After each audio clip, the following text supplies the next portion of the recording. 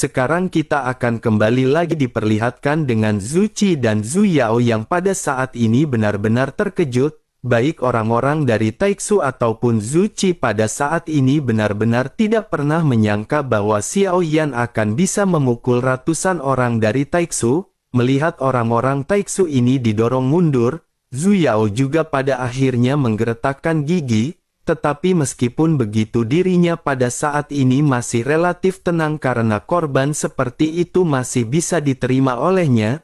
Sementara itu di sisi lain pada saat berikutnya mata Xiao Yan pada saat ini langsung tertuju pada Zhu Yao. Di antara 10.000 orang Xiao Yan pada saat ini benar-benar langsung menatap ke arah Zhu Yao. Sesungguhnya tidak mudah untuk membedakan pemimpin mereka di antara 10.000 orang ini. Mereka semua mengenakan Void God Armor yang benar-benar terlihat mirip, tetapi tampaknya menjadi pemimpin dari Taixu adalah sesuatu hal yang membanggakan. Dapat dilihat bahwa beberapa orang tidak mengenakan pelindung wajah hingga saat ini, hanya ada beberapa di antara mereka seperti Xing Hui, Zhu Yao dan beberapa orang lainnya yang pada saat ini tidak memiliki penutup wajah. Tentu saja hal ini juga mungkin bukan sebuah kesombongan. Jika seseorang memakai topeng atau pelindung wajah ketika berperang, mungkin dirinya tidak akan merasakan efeknya untuk waktu singkat, tetapi dalam pertempuran jangka waktu panjang tentu saja hal tersebut benar-benar akan mengganggu dalam pertempuran. Mata Xiao Yan pada saat ini bertabrakan dengan Zhu Yao di seberang kehampaan. Zhu Yao juga sedikit terkejut dan dirinya tidak menyangka bahwa Xiao Yan akan melihatnya secara langsung. Zhu Yao juga melihat Xiao Yan mengangkat kepalanya dan mulai berbicara ke arah orang-orang dari Taixu. Xiao Yan berkata apakah mereka tidak memiliki orang kuat dari Taixu yang bisa memukul Xiao Yan? Suara Xiao Yan ini dipenuhi dengan energi yang menggelegar hingga pada akhirnya sampai ke semua orang Taixu. Ketika ribuan orang Taixu mendengar hal ini beberapa di antara mereka tentu saja tidak bisa duduk diam, mereka tidak pernah mengalami penghinaan seperti ini.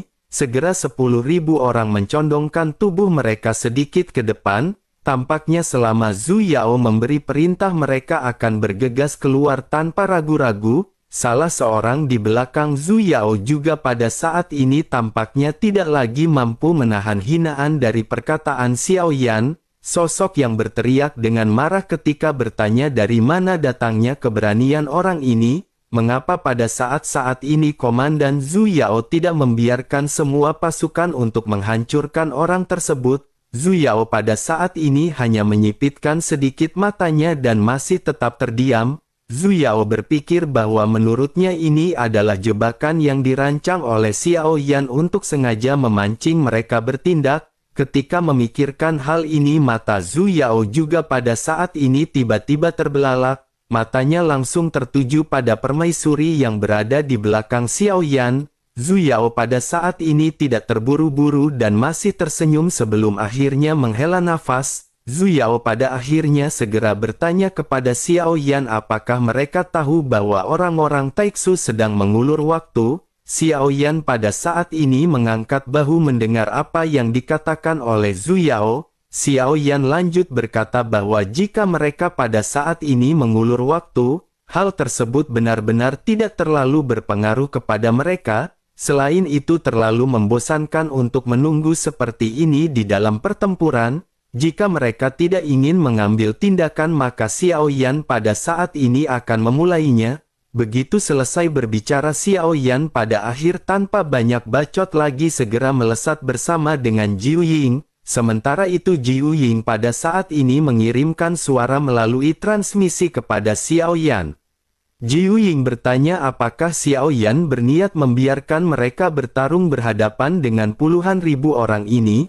Xiao Yan pada saat ini sedikit menyipitkan matanya dan bertanya apakah Jiu Ying takut. Jiu Ying pada saat ini menggertakkan gigi dan lanjut berkata bahwa sejujurnya dirinya tidak takut. Hanya saja lawan yang mereka hadapi ini adalah sekitar 10.000 orang.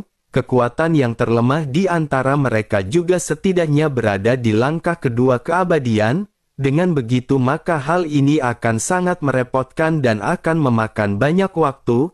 Xiao Yan pada saat ini menyipitkan matanya dan segera lanjut berkata bahwa Jiu Ying benar-benar takut. Jiu Ying pada saat ini hanya bisa terdiam mendengar apa yang dikatakan oleh Xiao Yan. Pada saat yang sama binatang iblis juga pada saat ini segera bergegas bersama dengan naga bersisik darah. Sue Kun juga pada saat ini tidak ketinggalan segera bergegas berhadapan dengan banyak sosok dari Taiksu. Di dalam kehampaan pada saat ini terlihat ada satu orang dengan 4 binatang buas yang sangat besar. Pertempuran sengit pada saat ini segera terjadi dengan Xiao Yan yang melawan ribuan orang Taiksu. Sosok besar Sue Kun juga berputar-putar dengan ganas di kehampaan dan ribuan orang dari Taiksu tampak seperti semut di hadapannya. Sue Kun pada saat ini membuka mulutnya yang besar dan saat berikutnya kekuatan hisap yang sangat besar segera datang seolah-olah Sue Kun benar-benar tampak seperti lubang hitam. Ribuan sosok termasuk Xiao Yan dan Jiu Ying serta yang lainnya semuanya pada saat ini ditelan oleh Sue Kun. Hanya ada suara teredam yang terdengar sementara Sue Kun tiba-tiba menutup mulutnya yang besar. Terlihat ada beberapa cahaya yang berkelip-kelip di dalam tubuh besar dari Sue Kun. Hal ini menunjukkan bahwa pertempuran tidak berakhir hanya karena Sue Kun menelan mereka. Namun meskipun begitu pada saat ini benar-benar tidak ada yang tahu apa yang terjadi di dalam tubuh Sue Kun. Zhu Yao di kejauhan juga pada saat ini menyipitkan matanya dan segera berteriak ketika memberikan perintah. Zhu Yao berkata bahwa Sue Kun ini hanyalah garis keturunan cabang dari Dewa Taiksu. Dengan begitu maka mereka pada saat ini bisa menekannya. Begitu perkataannya terdengar 6 Dewa Taiksu yang tersisa di belakangnya pada saat ini memancarkan tekanan garis keturunan yang kuat. Garis keturunan ini langsung menyerang Sue Kun. Sue Kun seketika langsung merasa seolah-olah dirinya telah terluka parah. Saat berikutnya Sue Kun mengeluarkan suara gemuruh dan Sue Kun terlihat memuntahkan banyak sosok dari mulutnya. Sosok-sosok ini terdiri dari sisa tulang dan banyak sosok yang terlapisi oleh cairan perut Sue Kun. Tentu saja bersama dengan muntahan yang tidak diketahui ini ada ribuan orang dari Taiksu, Xiao Yan, Jiu Ying dan yang lainnya juga termasuk dalam muntahan cairan perut Sue Kun. Cairan lengket tersebut benar-benar sangat korosif membuat armor dari ribuan orang Taiksu bersinar dengan asap putih.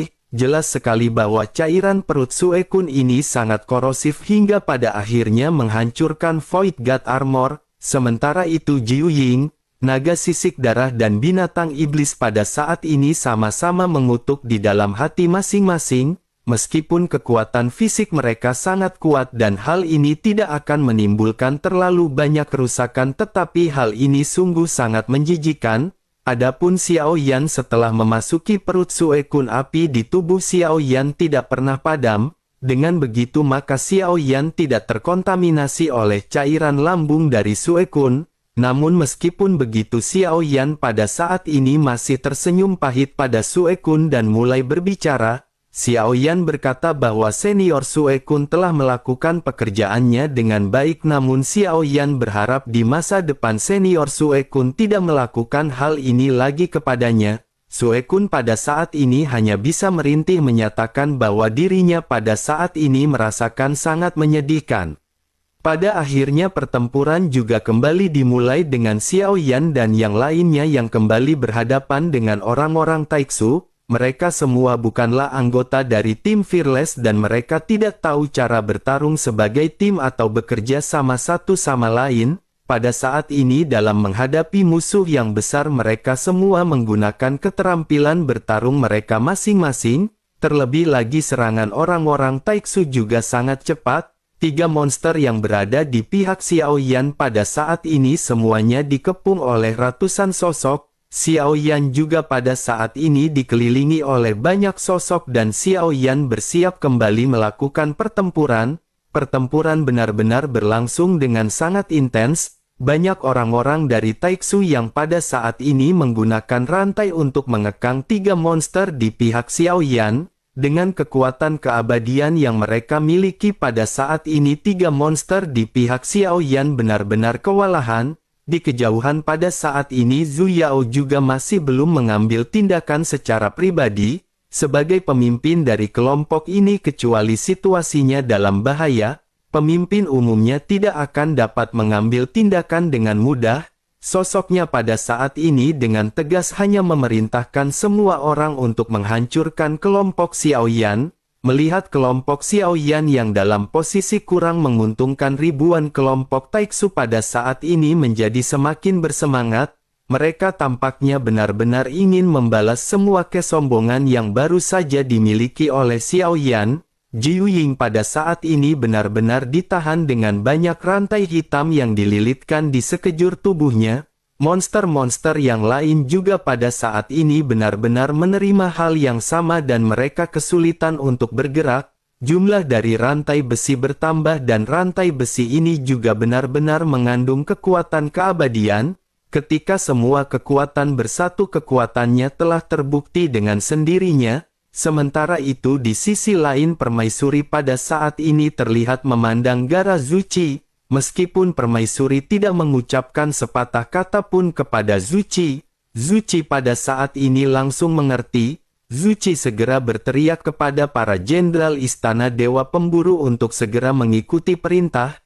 Mereka harus berusaha sekuat tenaga untuk menghancurkan kelompok Taiksu ini. Pada saat ini kekuatan sinar dari dua Dewa Taiksu yang menekan orang-orang dari Istana Dewa Pemburu bertahap melemah. Dengan penggabungan kekuatan dari formasi, pada akhirnya perlawanan segera terjadi dan ledakan kembali terdengar. Sementara itu di sisi lain Permaisuri pada saat ini masih memandang ke arah Zuci. Zuci pada saat ini tidak mengerti apa yang dimaksud oleh Permaisuri dan sosoknya pada saat ini segera menakupkan tangannya. Sementara itu Permaisuri pada akhirnya segera berbicara kepada Zuci bahwa itu hanyalah dua buah klon, karena Zuci pada saat ini tidak memiliki nyali untuk datang. Jika dirinya ingin melindungi bawahannya maka dirinya harus melakukannya sendiri. Zuci pun tersenyum pahit dan pada saat ini hanya bisa mengangguk mendengar apa yang dikatakan oleh Permaisuri.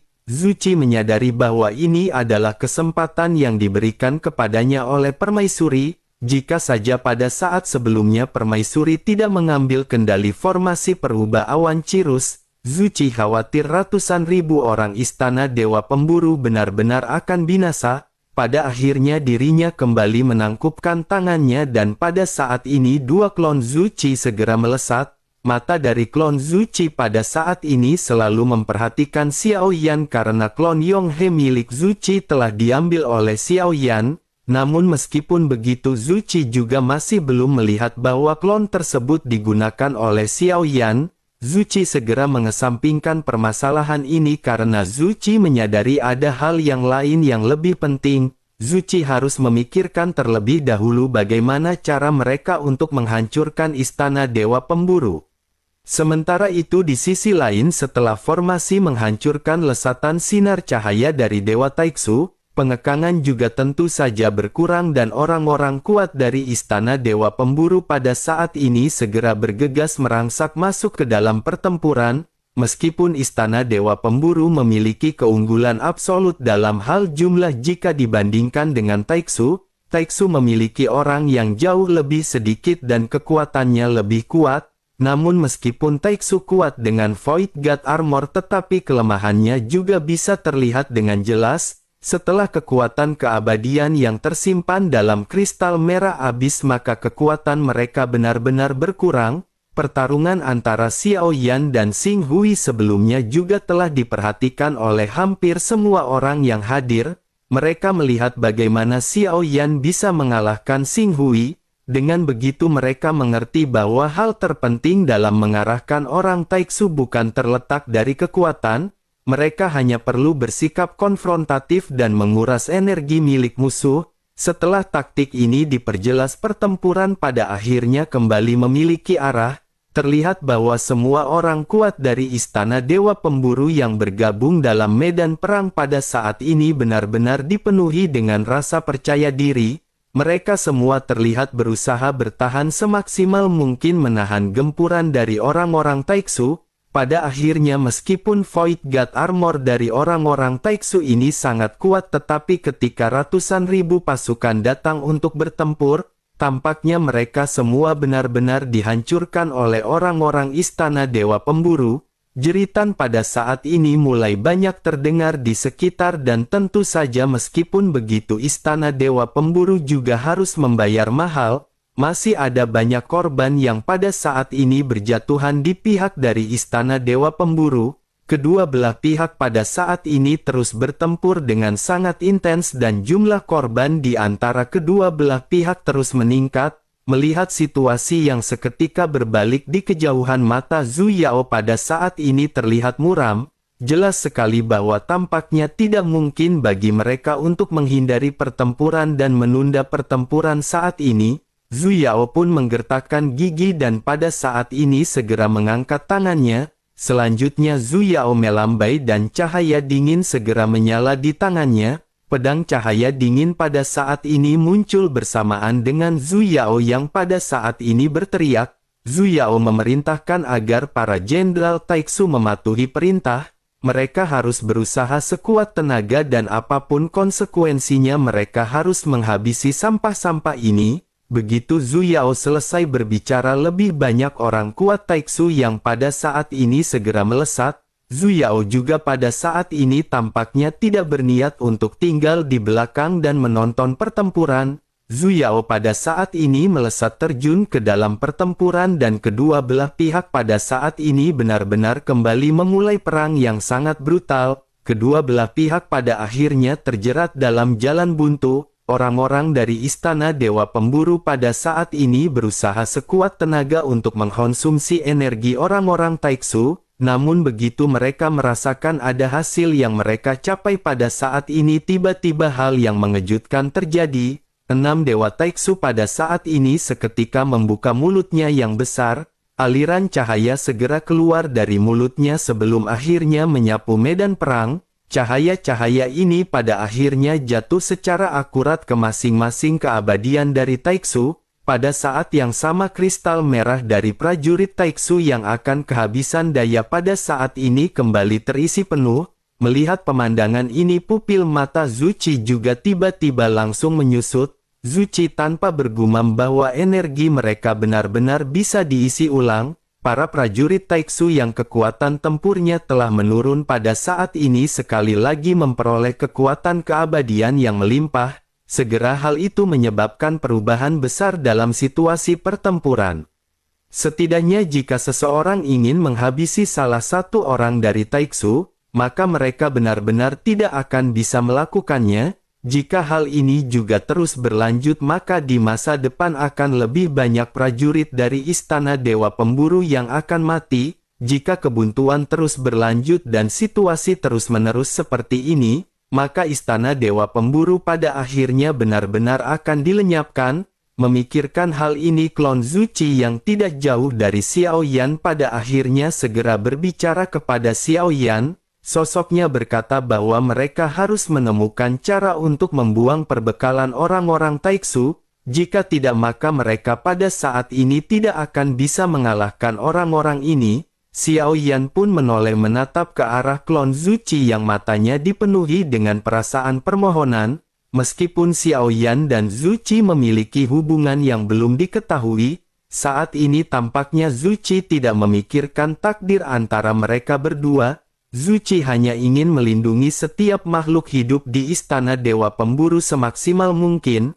Dirinya tidak memiliki kemampuan untuk mengatasi Dewa Taiksu di hadapannya. Dirinya tidak tahu harus bagaimana mengatasinya dan melihat operasi aneh yang dilakukan oleh Xiao Yan sebelumnya. Zhu Qi pada saat ini menaruh harapan kepada Xiao Yan. Sementara itu Xiao Yan pada saat ini menyipitkan matanya dan berpikir bahwa Zhu Qi pada saat ini rela bertarung berdampingan dengan Xiao Yan. Meskipun hal ini lebih karena Zhu Qi tidak berdaya, pada akhirnya musuh dari Xiao Yan telah menjadi temannya. Membantu Istana Dewa Pemburu saat ini juga dapat dikatakan akan membantu Xiao Yan sendiri. Xiao Yan pada akhirnya segera memandang ke arah Dewa Taiksu dengan mulut besar di ujung kejauhanan. Xiao Yan lanjut perlahan mengangkat lengannya ke belakang dan berniat untuk menggunakan kekuatan dari pagoda pemurnian. Namun tepat ketika Xiao Yan hendak menggunakan teknik seperti sebelumnya, perasaan krisis tiba-tiba datang dari sisi Xiao Yan. Xiao Yan segera menarik lengannya dan tiba-tiba mengangkat pedang berat misterius sebelum akhirnya mengubah arah untuk memblokir serangan. Suara dentang pada akhirnya segera terjadi dan hampir pada saat yang bersamaan dengan Xiao Yan mengangkat pedang berat misterius, cahaya dingin pada saat ini benar-benar menerpa pedang berat misterius milik Xiao Yan. Dengan suara tumbukan yang terjadi, percikan api pada saat ini segera berterbangan kemana-mana. Lengan Xiao Yan juga segera mengerahkan kekuatan secara instan untuk memblokir serangan ini. Xiao Yan pun seketika sedikit mundur dan barulah pada saat ini Xiao Yan melihat sosok yang menyerangnya. Tidak jauh dari Xiao Yan ada sosok yang berdiri dengan mengesankan memegang pedang panjang yang bersinar. Cahaya dingin menyinari pedang tersebut dan sekilas seseorang bisa tahu bahwa itu adalah senjata yang bagus. Xiao Yan pun segera menyipitkan matanya dan mulai berbicara perlahanan bertanya sepertinya dirinya adalah pemimpin dari orang-orang Taiksu. Meskipun sosok di hadapan Xiao Yan pada saat ini telah mengenakan pelindung kepala, tetapi Xiao Yan secara garis besar bisa mengetahui bahwa ini adalah Zhu Yao. Sementara itu di sisi lain Zhu Yao yang berada di bawah Void God Armor pada saat ini tidak menyembunyikan identitasnya. Sosoknya segera berkata kepada Xiao Yan bahwa senjata Xiao Yan terlihat menarik. Senjata itu benar-benar bisa menghadapi pedang dingin miliknya pada saat benturan. Bahkan setelah benturan pedang milik Xiao Yan sama sekali tidak memiliki sedikit pun goresan. Xiao Yan pada saat ini tersenyum mendengar apa yang dikatakan oleh Zhu Yao. Selanjutnya Xiao Yan segera berkata bahwa jika Zhu Yao memang menyukai pedang milik Xiao Yan maka Xiao Yan akan memberikannya. Melihat Xiao Yan yang berbicara sambil tersenyum, Zhu Yao pada saat ini tertegun. Zhu Yao bertanya-tanya bagaimana mungkin Xiao Yan akan memberikan senjatanya kepada musuh.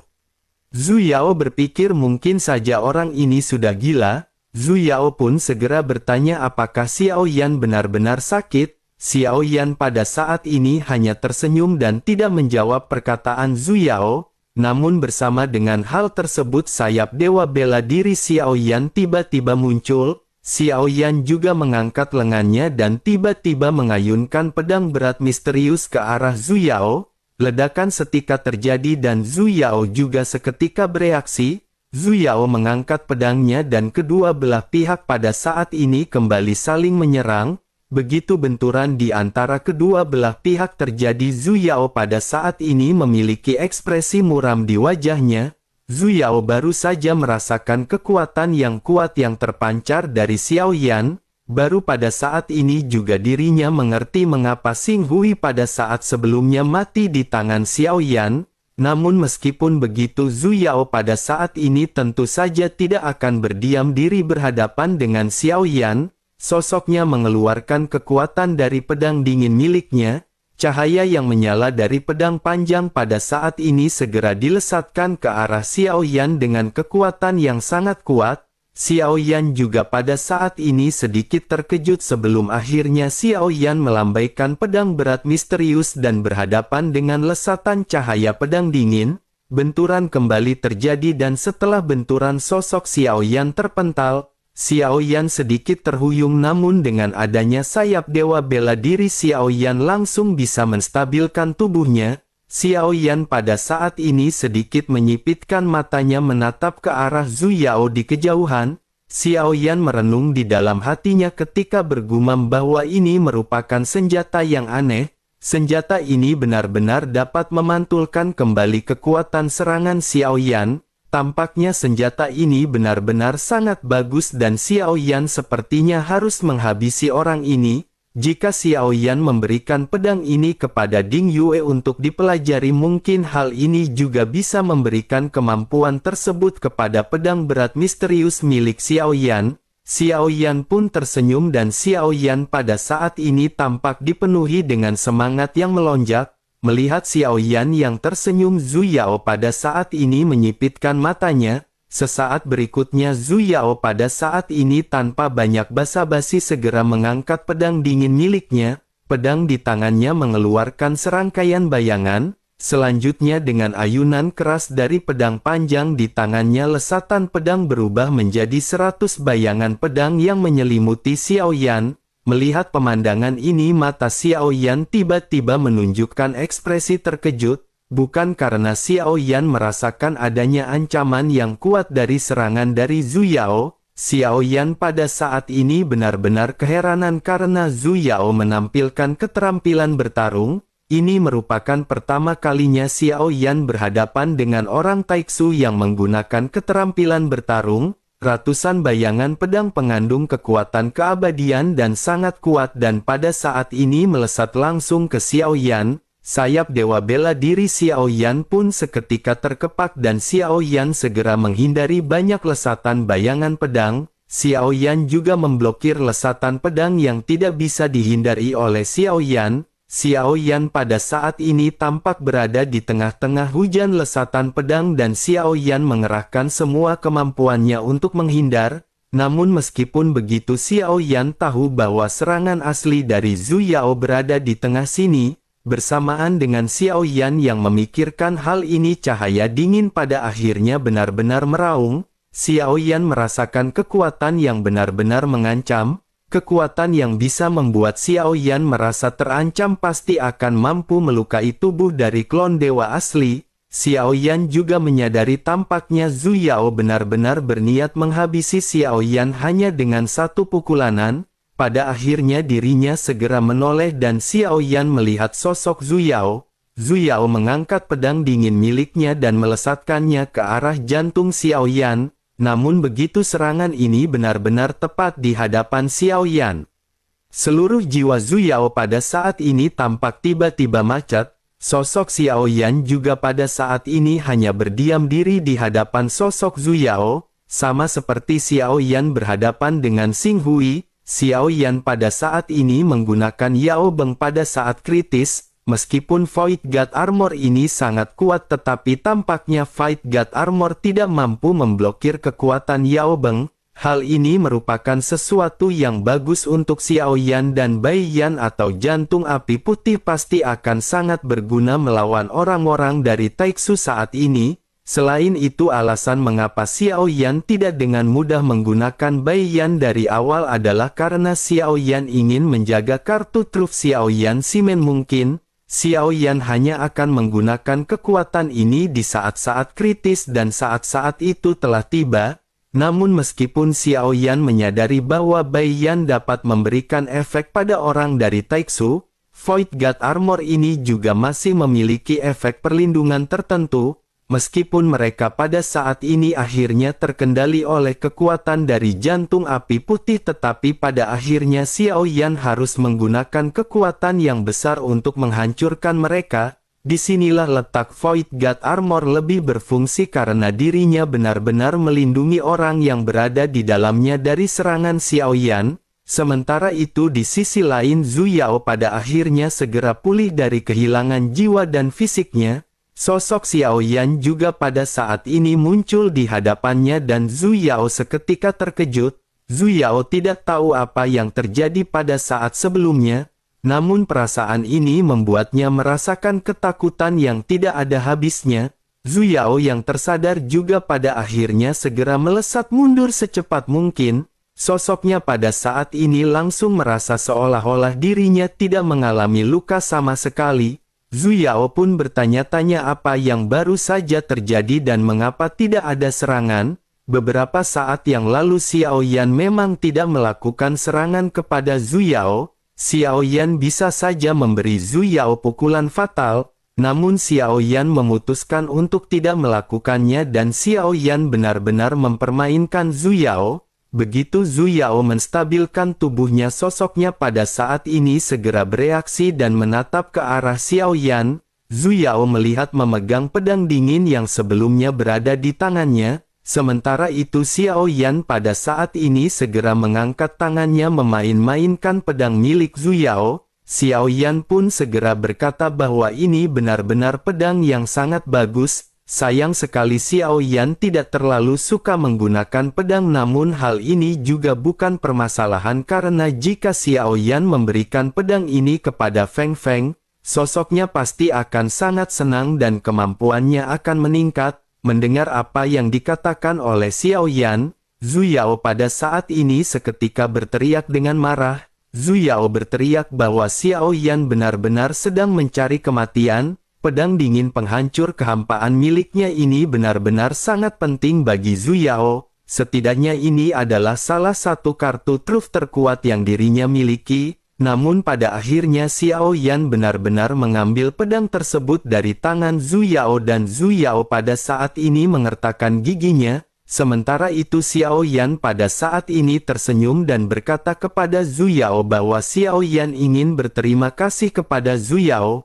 Zhu Yao pada saat ini menjadi semakin marah mendengar ledekan yang keluar dari mulut Xiao Yan. Zhu Yao lanjut berteriak sebaiknya Xiao Yan pada saat ini mengembalikan pedang miliknya. Mereka bisa saling berhadapan secara langsung satu sama lain sebagai seorang laki-laki. Sebaiknya Xiao Yan pada saat ini berhenti gunakan trik kotor seperti itu. Xiao Yan pada saat ini menyipitkan matanya dan Xiao Yan segera mulai tertawa. Xiao Yan lanjut berkata apa yang dimaksud dengan trik kotor di dalam pertempuran ini. Setiap orang memiliki caranya masing-masing dan ini adalah cara yang dipilih oleh Xiao Yan.